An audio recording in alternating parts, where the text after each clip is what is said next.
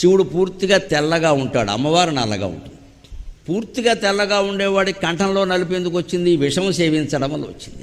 ఆ విషయాన్ని కూడా ఆయన ఏం చేశాడు, మింగితే లోపలున్న లోకాలు దగ్ధమవుతాయని, బయటికి కక్కితే బయట ఉన్న లోకాలు దగ్ధమవుతాయని అటు ఇటు కాకుండా కంఠంలో పెట్టు కూర్చున్నాడు. అందుకే కొంతమంది సమస్యలను బయటికి చెప్పలేక పడలేక నానా బాధ పడుతుంటే మెంగలేక కక్కలేక ఎడుతున్నాడంట.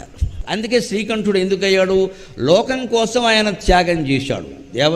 దేవతలు రాక్షసులు కలిసి క్షీరసాగరాన్ని మధిస్తూ ఉంటే అమృతానికి ముందు విషం వచ్చింది. జీవితంలోనైనా అంతే, మహత్తరమైన వైభవాన్ని మనం పొందబోతూ ఉంటే ముందు ఒక దుఃఖం వస్తుందమ్మా. ఖచ్చితంగా ఒక దుఃఖం మన చుట్టుముట్టింది అంటే వెంటనే భగవంతుడు కృతజ్ఞతలు చెప్పాలి. ఒక మహాసుఖాన్ని ఏదో నాకు ఇవ్వబోతున్నావయ్యా, నీకు నమస్కారం అని చెప్పాలి ఖచ్చితంగా. అలా దుఃఖాన్ని తట్టుకోగలగాలి. అంతేకాని ఈ చిన్న దుఃఖానికే మనం తట్టుకోలేక నానా బాధ పడిపోతే రేపు సుఖం వస్తే అనుభవించేది ఎవరు?